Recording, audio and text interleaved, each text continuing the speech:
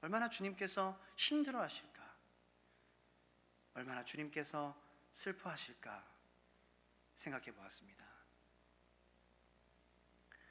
오늘 말씀은 거룩한 교회, 다시 세상 속으로입니다. 우리 총회의 표어이기도 합니다. 작년에 종교개혁 500주년 기념으로 거룩함을 회복하자라는 그런 운동이 일어났습니다. 자, 이제 2018년도는 그 거룩해진 교회가 다시 세상 속으로 나아가야 될 때인 줄로 믿습니다. 미국 샌프란시스코에 보면은 금문교라는 다리가 있습니다. 금문교 아시죠? 그 금문교를 디자인한 사람이 레드우드라는 사람입니다. 이 레드우드라는 건축가가 이 금문교를 디자인했는데 그 아이디어를 2000년 된 고목에서, 오래된 나무에서 그 아이디어, 영감을 받았다고 합니다. 자, 이 나무에는 세 가지 특징이 있습니다. 첫 번째 특징은 뭐냐? 다른 나무보다 뿌리가 깊이 뻗어 있다는 것입니다. 두 번째로 이 뿌리가 뻗어나간 곳에 잔뿌리가 많이 이렇게 이제 나가 있는데 그 잔뿌리가 수분을 있는 곳으로 향하고 그 수분을 나무로 공급하고 있다는 것입니다. 마지막으로 중요한 것이 그 뿌리가 깊이 묻어져 있는 큰 바위를 칭칭 감고 있다는 것입니다. 그것 때문에 2000년 동안 지진이 나더라도, 바람이 불더라도, 태풍이 불더라도, 홍수가 나더라도 이 나무는 흔들리지 않고 그 자리에 꿋꿋이 서 있을 수 있다는 것입니다. 이 레드우드는 이것을 보고 영감을 얻은 거예요. 그리고 금문교를 공사를 시작하는데 교각을 세우기 위해서 땅을 파는데 얼만큼 파냐? 밑에 반석이 나올 때까지 깊이 팠다는 것입니다. 그리고 그 위에 교각을 세웠다는 것입니다. 자, 샌프란시스코, 미국의 서부 하면은 어떠한 곳입니까? 지진이 많이 일어나는 곳입니다. 그죠? 자연재해가 많이 일어납니다. 근데 지금까지 샌프란시스코의 명물로, 랜드마크로 금문교가 흔들리지 않고, 위험해지지 않고, 무너지지 않고 자리매김을 할 수 있었던 것은 바로 금문교가 기초에 충실했다는 것입니다. 기초에 충실한 것이 무엇입니까? 본질에 충실했다는 것입니다. 겉으로 드러난 것보다 더 중요한 것이 본질이고 바로 기초입니다. 기초가 없으면 제대로 성장할 수가 없기 때문에 그렇습니다. 우리 하나님의 교회가 왜 흔들립니까? 왜 무너집니까? 왜 어려움을 당합니까? 본질을 잃고 있기 때문입니다. 기초가 무너졌기 때문입니다. 교회가 무엇입니까? 교회는 예수 그리스도의 몸입니다. 교회는 성도님들입니다. 그리고 예수님은 성도님들을 사랑하십니다. 그러므로 예수님께서는 교회를 사랑하십니다. 교회의 머리는 그리스도시고 우리들은 그 몸의 지체인 줄로 믿으시기 바랍니다. 초대교회가 그랬습니다. 초대교회가 어떤 교회였습니까? 모이기에 힘쓰는 교회였습니다. 모였을 때 뭐 했습니까? 그냥 논 것이 아닙니다. 그냥 먹고 헤어지는 것이 아닙니다. 모여서 기도하기에 힘썼습니다. 예수님의 말씀을 생각하고 묵상하고 또 그 말씀대로 살려고 애를 썼습니다. 그것이 교회입니다. 그리고 함께 가진 것을 나누었습니다. 세상의 빛과 소금을 역할을 감당했습니다. 그런데 지금 우리 교회는 그런 빛과 소금의 역할을 감당하고 있습니까? 우리가 모일 때에 기도하기에 힘쓰며 예수님이 하신 말씀, 그 말씀을 기억하고 깊이 생각하고 그 말씀대로 행해야 되겠다, 우리가 결단하는 그러한 결단이 이 시대 현대의 교회에 있습니까? 우리 세종 천성교회는 본질을 잃지 않는 교회, 반석 위에 세워진 교회가 되어 흔들리지 않는 교회가 될 줄로 믿습니다. 자, 그렇다면 반석 위에 세운 교회라는 것이 무엇을 의미합니까? 교회를 누가 세우셨습니까? 사람이 세운 것이 아닙니다. 예수님께서 세우셨습니다. 예수님께서 마태복음 16장 18절에 이렇게 말씀하고 계십니다. 또 내가 네게 이르노니 너는 베드로라. 내가 이 반석 위에 내 교회를 세우리니 음부의 권세가 이기지 못하리라 말씀하십니다. 자, 예수님께서 이 반석 위에 내가 교회를 세우겠다라고 말씀하셨습니다. 반석 위에 라는 것은 예수님께서 시몬에게 주신 베드로라는 이름 위에 세우신다는 말입니다. 베드로라는 이름의 뜻이 페트라, 바로 반석이기 때문입니다. 근데 예수님께서 이 반석 위에 교회를 세우겠다고 말씀하셨는데, 이것을 가톨릭에서는 베드로라는 사람 위에 교회를 세운다는 것으로 그렇게 말합니다. 그래서 베드로를 이어서 교황이 된 교황이라는 그 사람 위에 교회를 세우겠다는 말입니다. 그리고 그 다음 교황 위에 또 교회가 세워진다는 말입니다. 그런데 우리는 잘 알아야 합니다. 베드로라는 사람 위에 교회를 세우겠다는 것이 아닙니다. 바로 베드로가 고백했던 주는 그리스도시요 살아계신 하나님의 아들이십니다 라는 그 고백 위에, 그 신앙 고백 위에 교회를 세우시겠다라는 그런 말씀입니다. 함께 한번 고백해 보시겠습니다. 주는 그리스도시요 살아계신 하나님의 아들이십니다. 자, 교회가 무엇입니까? 이 신앙 고백을 하는 공동체들, 모임이 바로 교회인 것입니다. 이 신앙의 고백을 하는 성도들에게는 하나님께서 천국의 열쇠를 주셔요. 이 천국의 열쇠를 우리가 잘 사용해야 되는 것입니다.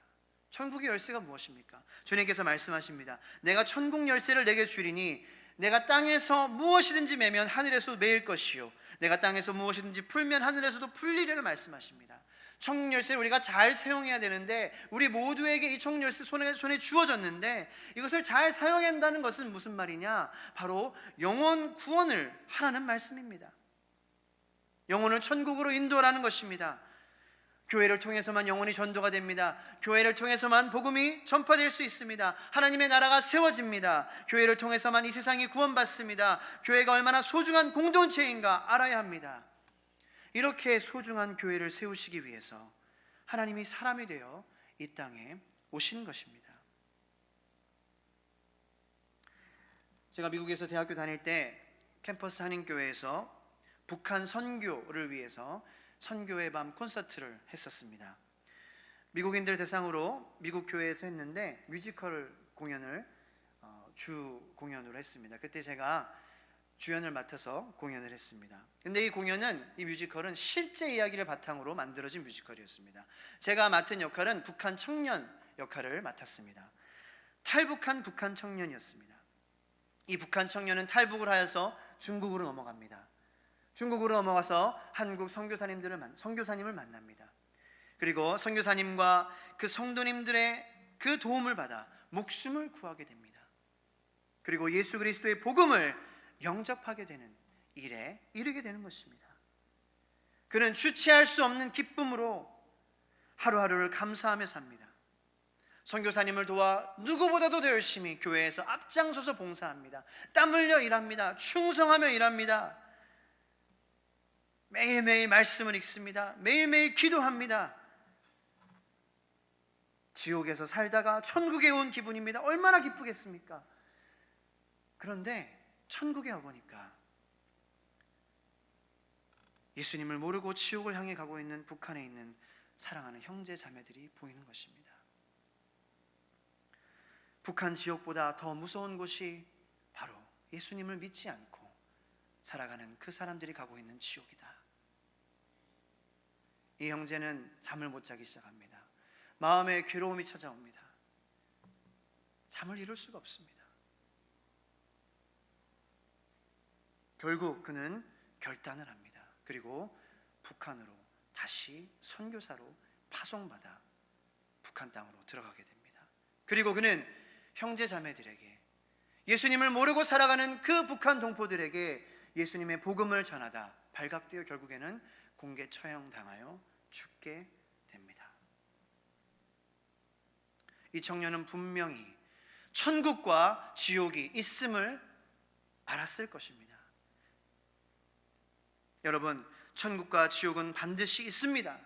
마귀가 인간들을 지옥으로 가게 하려고 발버둥 치며 그렇게 우리를 유혹하고 우리에게 달려듭니다. 예수님께서 그러나 말씀하십니다. 몸이 능히 죽어도 영혼은 능히 죽이지 못하는 자들을 두려워하지 말고 오직 몸과 영혼을 능히 지옥에 면하시는 자를 두려워하라 말씀하셨습니다. 이 말씀의 의미가 무엇입니까? 영혼 구원하는 일에 두려움을 가지지 말고 끝까지 잘 하라는 말씀입니다. 이것이 바로 교회의 본질이라는 것입니다. 교회는 영혼 구원하는 일에 앞장서는 것이 교회인 것입니다. 성도들 모두 한 사람도 빠짐없이 천국으로 인도하는 것이 교회인 것입니다. 오늘 본문 말씀은 영혼 구원을 위하여서 우리 교회가, 즉 우리가 무엇을 해야 하는지, 그 일이 무엇인지를 말씀하십니다. 첫 번째로 영혼을 불쌍히 여기는 마음이 있어야 합니다. 저희 세종천성교회 올해 표어가 영혼을 사랑하는 교회입니다. 어떻게 해야 영혼이 불쌍히 보입니까? 그 영혼을 사랑해야 합니다. 세상적으로 출세를 한 사람이 있습니다. 그러나 그 세상적으로 출세를 했어도 그 영혼이 예수님을 알지 못한다면 지옥에 떨어진다. 그것을 알면 그 사람이 불쌍히 여겨지는 것입니다. 우리가 세상을 살 때 얄미워 보이는 사람이 있지 않습니까? 미워 보이는 사람이 있지 않습니까? 우리에게 짜증을 막 나게 하는 그런 사람이 있지 않습니까? 우리의 화를 돋구는 그런 사람이 있지 않습니까? 그런 사람이 어떻게 불쌍히 보입니까? 그 사람도 예수님을 모르고 죽으면 지옥에 갈 수밖에 없는 존재다라고 생각하면은 불쌍히 여김을 우리가 할 수 있다는 것입니다. 우리는 그런 사람들을 사랑해야 됩니다.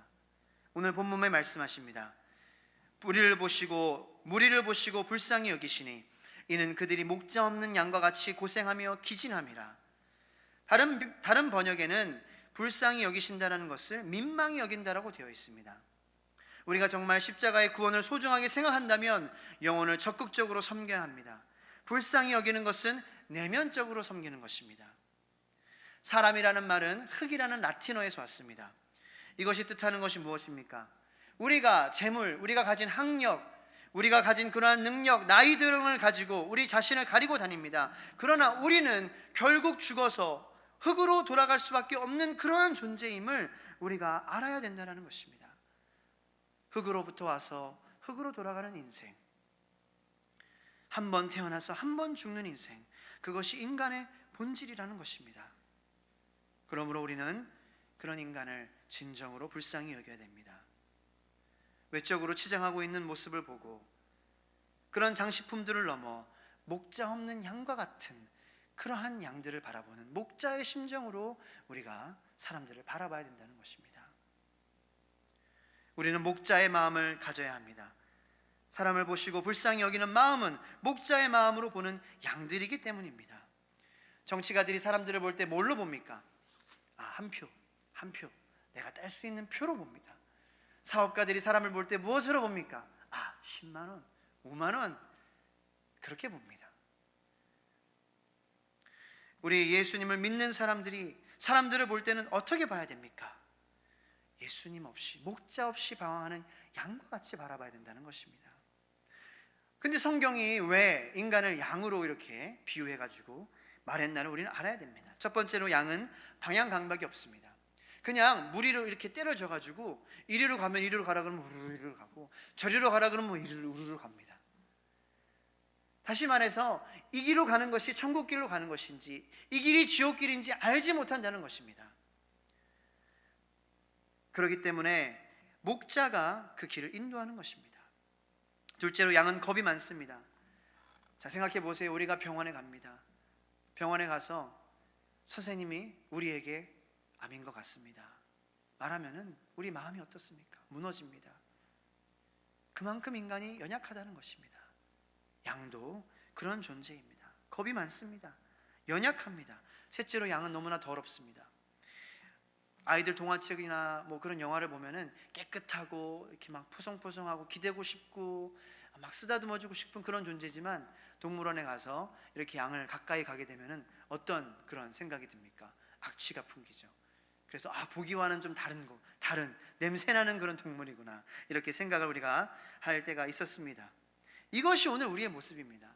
예수 그리스도 앞에 우리가 아무리 향수를 바르고 나아가도, 아무리 치장을 하고 나아가도 그분 앞에서 우리가 숨길 수 없는 그 우리의 더러운 죄를 감출 수 없는 우리는 죄인이라는 것입니다.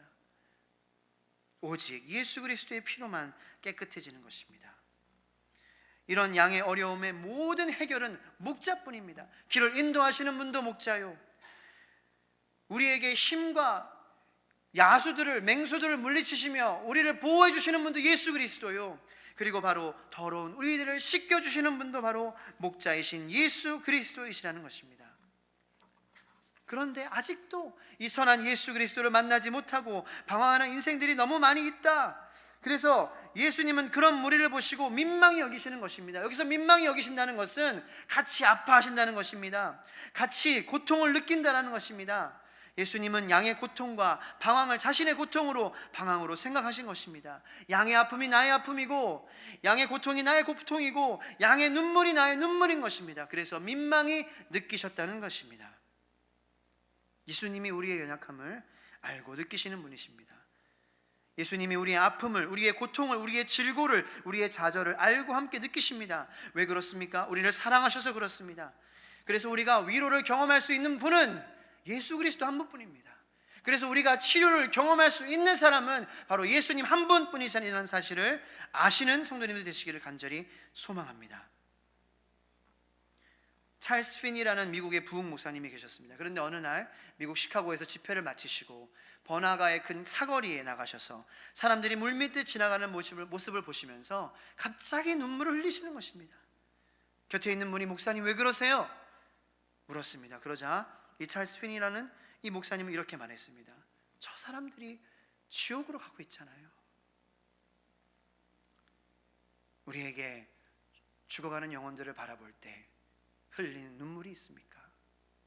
그들을 바라볼 때 목자 없이 양과 같이 사는 그런 양을 바라보는 목자의 심정이 우리 마음 가운데 있습니까? 우리 모두에게도 영혼을 불쌍히 여기는 눈물이 있기를 축복합니다. 영혼을 사랑하는 교회 성도님들 되시기를 축복합니다. 두 번째로 우리는 도시와 마을로 두루 다니는 추수할 일꾼을 위해 기도해야 합니다. 다시 말해서 영혼 구원을 위해 기도해야 된다는 말씀입니다. 오늘 본문 37절로 38절 말씀을 한번 보겠습니다. 같이 한번 읽어보겠습니다. 시작. 이에 제자들에게 이르시되 추수할 것은 많되 일꾼이 적으니 그러므로 추수하는 주인에게 청하여 추수할 일꾼들을 보내주소서 하라 하시니라 말씀하십니다. 추수할 영혼은 많습니다. 그런데 영혼을 추수할 일꾼이 적다고 그러십니다. 이것이 바로 주님의 관심이라는 것입니다. 영혼 구원, 주님의 관심이 나의 관심이 되어야 될 줄로 믿습니다. 그리고 주님께서는 이 영혼 구원을 위하여서 기도하라, 전도하는 것을 위하여서 기도하라, 그들을 위하여서 기도하라, 그것이 교회가 할 일이니라, 그것이 너희들이 할 일이니라 라고 말씀하십니다. 영어로는 Ask the Lord, 주님께 구하라, 간구하라, 기도하라는 말씀입니다. 영혼을 불쌍히 여기고 전도하는 것을 위해 기도하는 것입니다. 구원 없는 이웃을 위한 기도하라는 것입니다. 예수님의 마음을 달라고 기도하는 것입니다. 예수님의 긍휼함을 달라고 기도하는 것입니다. 예수님의 마음이 우리 마음 안에 들어와 저 영혼이 불쌍히 여길 수 있고 내가 저 영혼을 불쌍히 여길 수 있도록 도와주세요라는 기도를 하는 것입니다. 예수님의 마음이 우리 안에 들어와야 우리가 사랑할 수 있기 때문입니다. 우리가 불쌍히 여길 수 있기 때문입니다. 바로 지금이 이 영혼을 구원할 수 있는 유일한 기회입니다. 우리가 죽으면 그 기회는 없어집니다.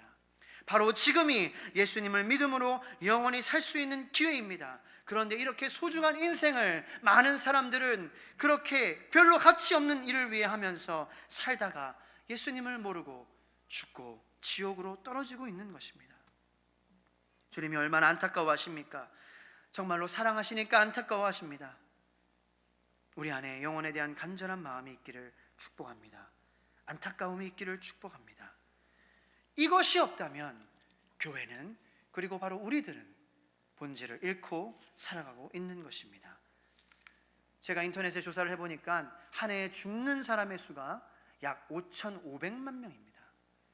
그 중에 예수님을 모르고 죽어가고 있는 사람들이 얼마나 많겠습니까? 수천만 명이지 않겠습니까? 1년에 수천만 명이 영원한 지옥불에 떨어진다는 것을 한번 상상해 보십시오. 이것을 상상해 볼 때 우리의 마음이 무너져야 하는 것입니다. 아파야 하는 것입니다.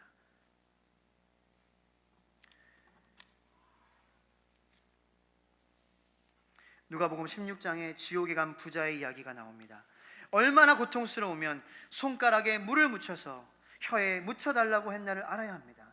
그만큼 절박한 것이 바로 지옥입니다. 근데 그러한 요청도 거절당한 곳이 바로 지옥입니다. 천년도 아니고 만년도 아니고 영원토록 그런 곳에 갇혀 있어야 하는 것입니다.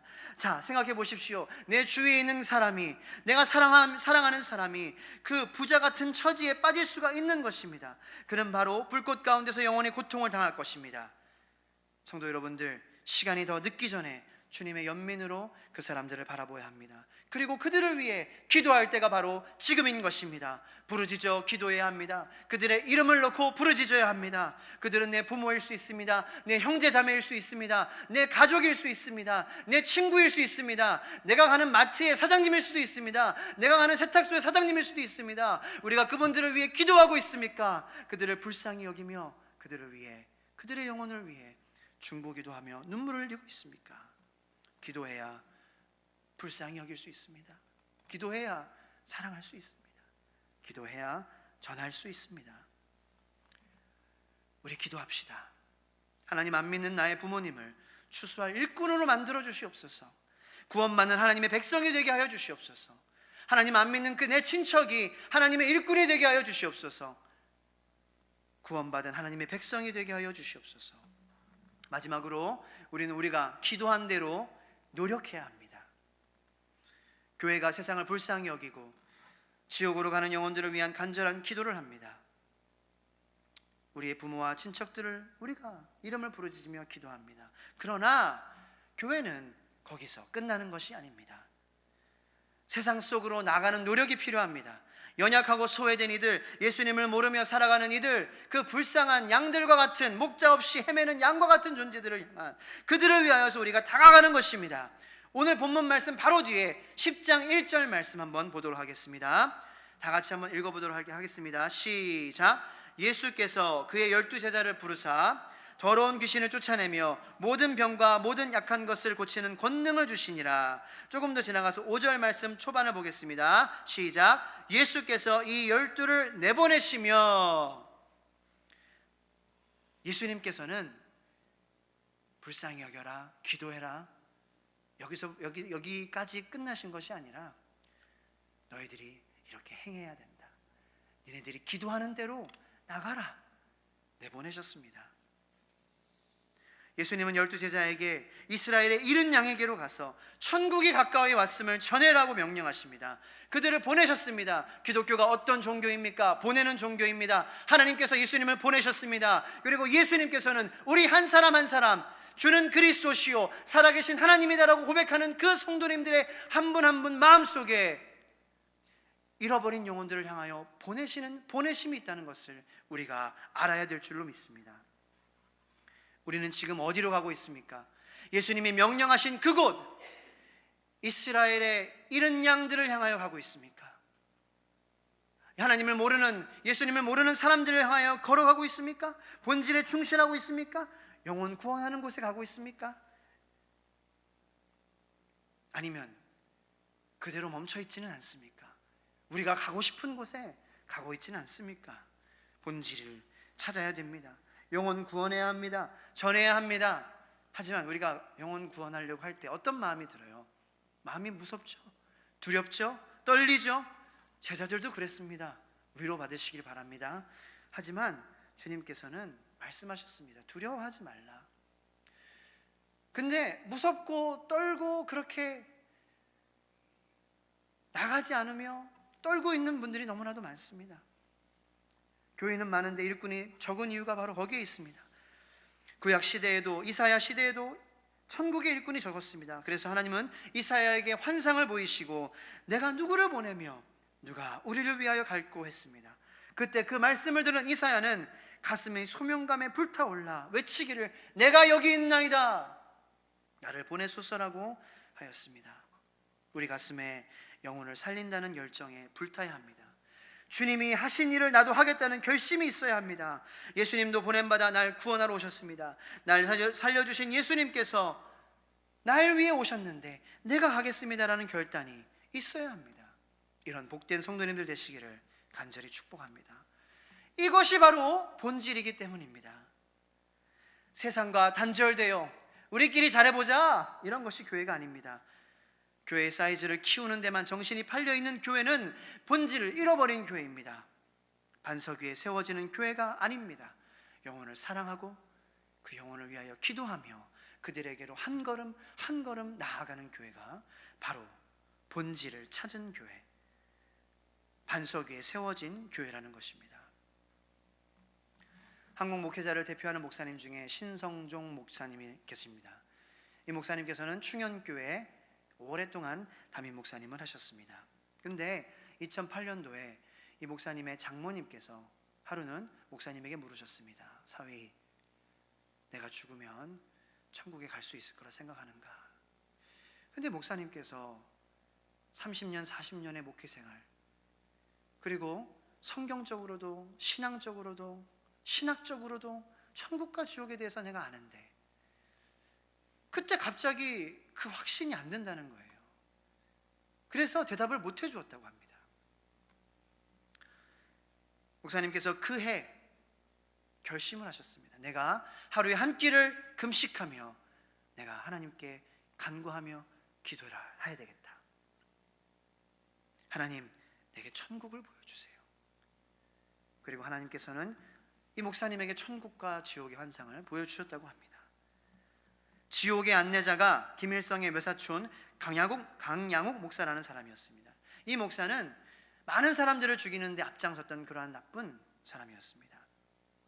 그의 안내로 지옥에 가니 지옥에는 불이 활활 타올랐습니다. 냄새가 너무 났습니다. 악취가 났습니다. 물이 없었습니다. 어두웠습니다. 희망이 없었습니다. 말이 통하지 않는 곳이었습니다. 잘 믿는 사람은 천국에 가고 엉터리로 믿지 않는 사람들이 지옥에 있다라는 것이었습니다. 그런데 천국에 가보니 맨 앞자리에는 순교자들이 있었습니다. 그리고 바로 그 뒷자리에는 복음을 전하던 전도자들과 선교사들이 있다는 것입니다. 그때 목사님께서는 깨달으셨습니다.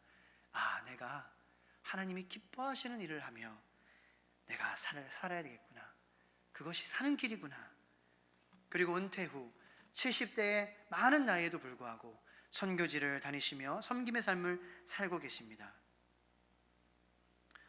오늘 우리는 본질을 잃은 채 살고 있지는 않은지, 엉터리로 신앙생활하고 있지는 않은지 돌아봐야 됩니다. 엉터리로 신앙생활을 하면 우리가 지옥에 갈 수 있다는 것입니다. 두려움을 가지고 경외함을 가지고 하나님께 나아가야 됩니다. 추수할 것은 많은데 일꾼이 적습니다. 영혼들을 바라보며 불쌍히 여겨야 합니다.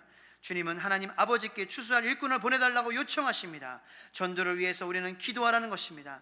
예수님의 마음을 주세요. 예수님의 사랑을 주세요. 내가 그 사명의 길을 걸어가는 일꾼으로 하겠습니다.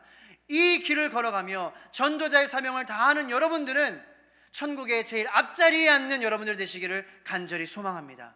전도자의 자리에, 선교사의 자리에 앉으시는 우리 성도님들 되시기를 간절히 축복합니다. 이것이 바로 본질인 것입니다. 본질을 되찾읍시다. 하나님이 인정하시고 기뻐하시는 일에 우리가 목숨을 걸읍시다. 2018년도 세종 천성교회, 이 교회가 본질을 되찾는 것, 바로 우리 성도님들 한 분 한 분의 삶 속에서 이 본질이, 영혼을 불쌍히 여기는 마음이, 그들을 위해서 기도하는 마음이, 예수님의 마음을 주세요라고 기도하는 그 기도가, 그리고 그들을 향해 나아가는 그 한 걸음 한 걸음이 회복되어야 할 줄로 믿습니다. 그럴 때에 우리가 복된 천국의 길을 걸어가는, 기쁨의 천성을 향해 가는 성도님들 모두가 될 줄로 간절히 축복합니다. 기도하시겠습니다. 오늘 우리의 말씀을 우리가 놓고 그 말씀으로 우리의 삶을 되돌아보며 이 교회가 나아가야 될 방향을 우리가 다시 한번 다짐하고 정리해보며 하나님께 같이 기도하는 시간을 가지도록 하겠습니다.